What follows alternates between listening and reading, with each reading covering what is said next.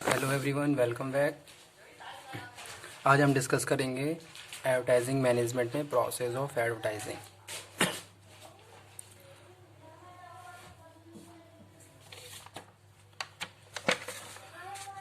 तो यहाँ पे मैंने कुछ स्टेप्स लिखे हुए हैं, step 1 to step 11। Briefing, set the objective, research, target audience, media selection, set the budget, designing and creating ad, perception, place and time of ad, execution और परफॉर्मेंस। तो ये क्या है, ये स्टेप्स हैं प्रोसेस ऑफ एडवर्टाइजिंग के। Step by step हम क्या करते हैं, अपनी एडवर्टाइजिंग को प्रोसीड करते हैं और फाइनली ब्रीफिंग से लेके परफॉर्मेंस तक पहुंचते हैं। ठीक है, तो वन बाय वन हम एक्सप्लेन करते हैं। Step 1, briefing. ब्रीफिंग में हम बात कर रहे हैं the advertiser needs to brief about the product और the services which has to be advertise. तो जो भी प्रोडक्ट एंड सर्विसेज हमें एडवर्टाइज करनी है सॉरी, तो उसको हम क्या करेंगे, उस पर स्वॉट एनालिसिस करेंगे एंड डूइंग द स्वॉट analysis of the company and the product. ठीक है, यानी कि क्या हमारी स्ट्रेंथ है, क्या हमारी वीकनेस है, क्या हमारे पास अपॉर्चुनिटीज़ हैं, क्या हमारे थ्रेट्स हैं। पहली चीज़ ये। दूसरी चीज़, यहाँ पे अपनी जो प्रोडक्ट एंड सर्विसेज है उसको ब्रीफली थोड़ा एक्सप्लेन कर रहे हैं कि भाई हम किस टाइप की सर्विसेज प्रोवाइड करवा रहे हैं अपने कस्टमर को, क्या हमारा प्रोडक्ट है। तो स्टेप हमारा यही रहेगा, briefly explanation about the product and services and as well as what strength, weakness, opportunity, threat, analysis of the company and the product. ठीक है, तो फर्स्ट स्टेप हमारा यही है। सेकंड में आ जाइए, अब सेकंड है सेट द ऑब्जेक्टिव।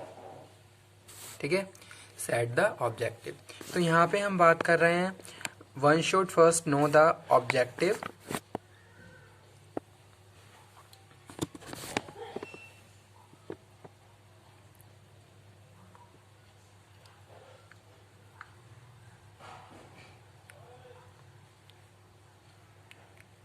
और the purpose of advertising, what message is to be deliver to the audience. ठीक है, तो यहाँ पे हम सेकंड स्टेप में अपने ऑब्जेक्टिव क्लियर करेंगे कि भाई हम क्यों हम क्या हमारा एडवर्टाइजिंग है, क्या हमारा प्रोडक्ट है, क्या सर्विसेज है, उसके लिए क्या मैसेज होना चाहिए, हमारा क्या ऑब्जेक्टिव है।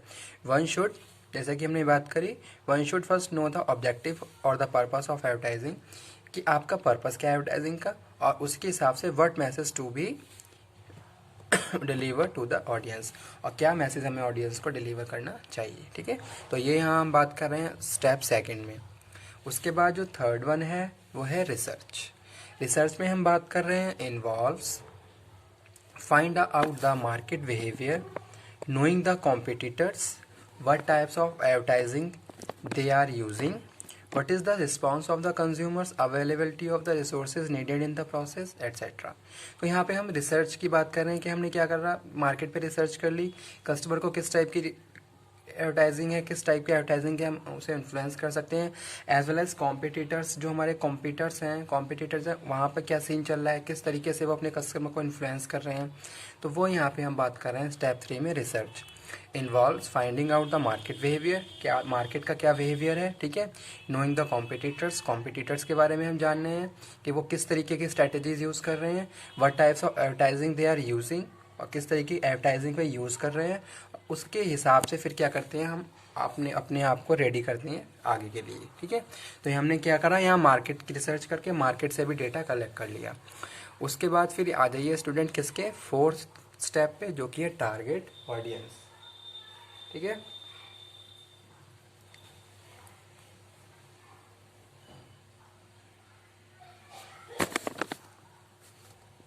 टारगेट ऑडियंस में हम बात कर रहे हैं identify the target consumer most likely to buy the product. The target should be appropriately identified without any confusion। ठीक है, तो आप क्या करेंगे, ऑडियंस को टारगेट करेंगे जहां पे आपको एड डिलीवर करना है। For example, if the product of health drink is growing kids, तो आप क्या करेंगे, यहाँ पे जो मदर्स हैं और उनके बच्चे हैं उनको टारगेट करेंगे। फिर जो भी हमारा प्रोडक्ट है उसके हिसाब से फिर है क्या है, हम अपनी ऑडियंस को टारगेट करते हैं। जैसे सपोज क्या है, कोई प्रोटीन है, ठीक है, वो आप, तो आप क्या करोगे, यंग जनरेशन को टारगेट करोगे, तो वो हमारा नेक्स्ट स्टेप है टारगेट ऑडियंस। उसके बाद क्या है, नेक्स्ट वन है media selection. One should select and appropriate media for the advertising. तो यहाँ पे भी हम क्या कर रहे हैं, जो हमारी टारगेट ऑडियंस है उसी के हिसाब से हम मीडिया को सिलेक्ट कर सकते हैं कि भाई वो किस चीज़ में इंटरेस्टेड है, किस टाइप की एडवर्टीजमेंट से हम उन्हें इन्फ्लुएंस कर सकते हैं। तो वो यहाँ पे हम बात कर रहे हैं, one should select an appropriate media for advertising so that the consumer who are to be informed about the product and are willingly to buy the successfully reach, ताकि वो विलिंगली वहाँ तक रीच पहुँच जाएं और उसको परचेज कर सकें। ठीक है, तो वो यहाँ पे हम बात कर रहे हैं मीडिया सिलेक्शन। यहाँ पे हम बात कर रहे हैं किसकी, मीडिया सिलेक्शन की, कि भाई कौन सा मीडिया सिलेक्शन बेस्ट है हमारे प्रोडक्ट के लिए, हमारी सर्विसेज के लिए और हमारे टारगेट ऑडियंस के हिसाब से, ताकि हम उन्हें ज़्यादा से ज़्यादा फोकस कर सकें, उनको कवर अप कर सकें और उनको टारगेट कर सकें।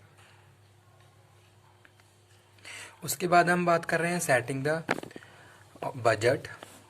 ठीक है, बजट क्या है, मोस्ट इम्पॉर्टेंट एलिमेंट है किसका, किसी भी रिसर्च का या किसी भी रिसर्च प्रोसेस का। Advertising budget has to be plan so that there is a no short of fund. सबसे पहले क्या करना है, आपको बजट प्लान करके चलना है, एलोकेशन आपका प्रॉपर होना चाहिए, ताकि जब आप एडवर्टीजमेंट करो तो वहाँ कोई शॉर्टेज ना हो, नो शॉर्ट ऑफ फंड्स और excess of fund during the process of advertising. ऐसा नहीं हो कि शॉर्टेज भी हो जाए और ऐसा भी नहीं हो कि आपने ज़्यादा से ज़्यादा यूज़ कर लिया, यानी कि आपने एक बहुत बड़ा अमाउंट आपने बजट उसमें एडवर्टाइजिंग में यूज़ कर लिया। तो आपको क्या करना है, प्रॉपरली बजटिंग करनी है, प्रॉपरली प्लानिंग कर लेनी है अपने बजट के। ठीक है, and also there is a no loss to the company, ताकि कंपनी को कोई लॉस ना हो। तो यहाँ पे हम बात कर रहे हैं किसकी, बजटिंग की, कि आप प्रॉपरली बजटिंग कर लेंगे। बजटिंग में हम बात कर रहे हैं कि आप प्रॉपरली डिसाइड कर लोगे कि हाँ भाई इतना फंड में मुझे अपनी एडवर्टीजमेंट में यूज़ करना है। अब एडवर्टीजमेंट में प्रमोशन मिक्स में आपने बहुत सारी चीज़ें कर सकते हो, तो कहाँ कहाँ का कितना यूज़ करना है वो सारी चीज़ें भी प्रॉपरली आपको कैटेगराइज करनी होंगी। तो वो यहाँ पे हम बात कर रहे हैं सेटिंग द बजट। उसके बाद है डिज़ाइनिंग एंड क्रिएटिंग।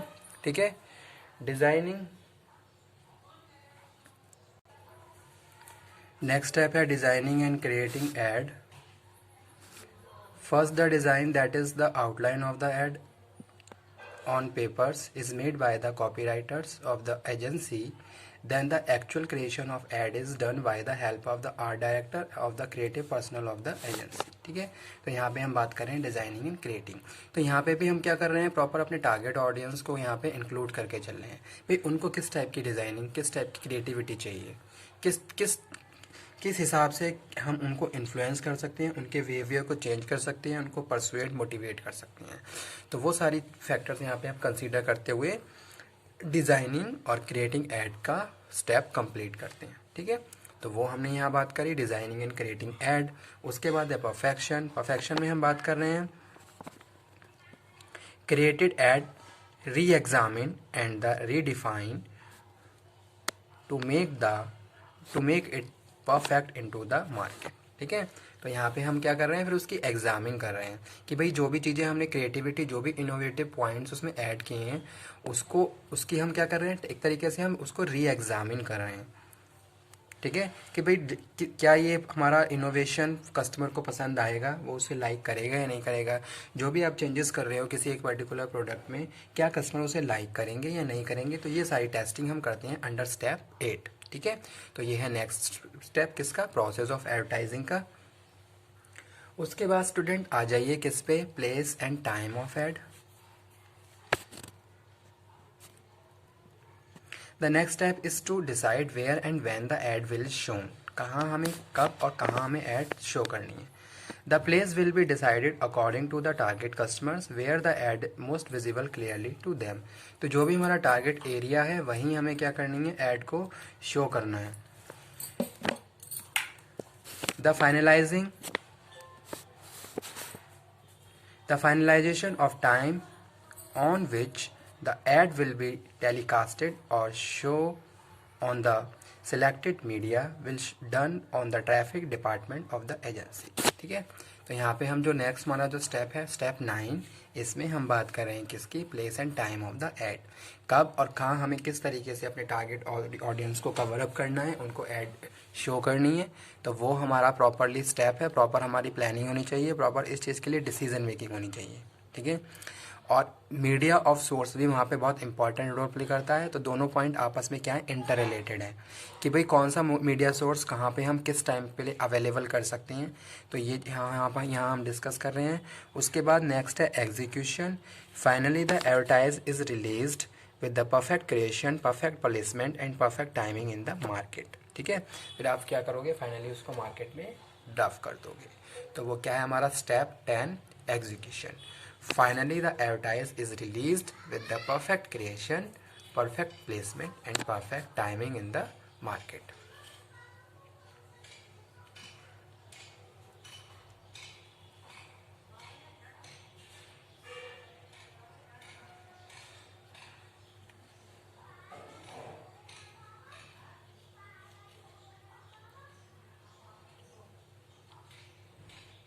उसके बाद है next 11, performance.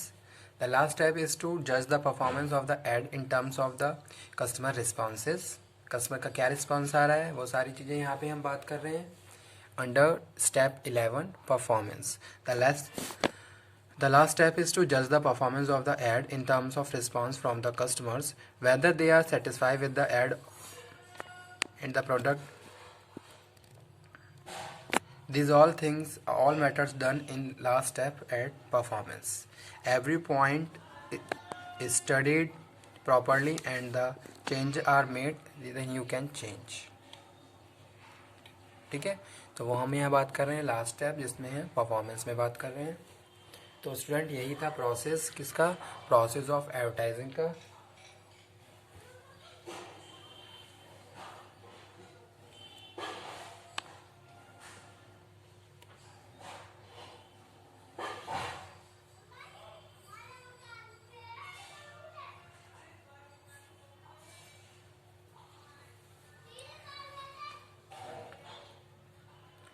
Okay, thank you very much. Process of advertising आज हमने कवर अप किया।